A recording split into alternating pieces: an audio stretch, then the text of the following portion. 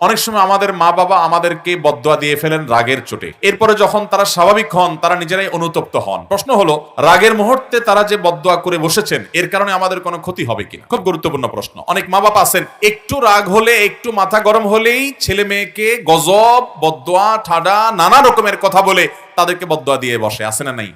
খুব খারাপ কথা। কথায় কথায় বদদোয়া দেওয়া এটা ভালো জিনিস না, কিন্তু আবার মা বাবার বদদোয়া সন্তানের জন্য খুব ডেঞ্জারাস বিষয়। কিন্তু যদি অপাত্রে অন্যায়ভাবে বদদোয়া দেয়, সন্তান এই বদদোয়া পাওয়ার উপযুক্ত না। মা বাপ ভুল বুঝে বদদোয়া দিয়ে দিলেন। অনেক সময় দেখা যায় মা বাপ অন্যায় চাচ্ছেন, এই অন্যায় চাওয়া পূরণ না করার কারণে সন্তানকে উনি বদদোয়া দেওয়া শুরু করে দিলেন। এরকম উল্টাপাল্টা বদদোয়া যদি দেন, ইনশাআল্লাহ এর কারণে সন্তানের ক্ষতি হবে।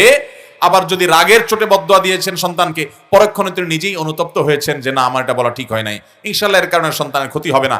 কোরআনে কারীমে আল্লাহ বলেছেন, লাউ ইয়াজ্জুলুল্লাহু আন-নাসা শাররা ইসতিআজালাহুম বিল খাইর লাকুদিয়া ইলাইহিম আজালুহুম।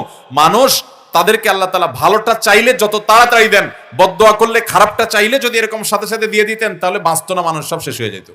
অতএব আল্লাহ খারাপটা সাথে সাথে দেন না, অনুতপ্ত হয়ে ফিরে আসলে আল্লাহ তাআলা ওটার ক্ষতি থেকে বাঁচিয়ে রাখেন।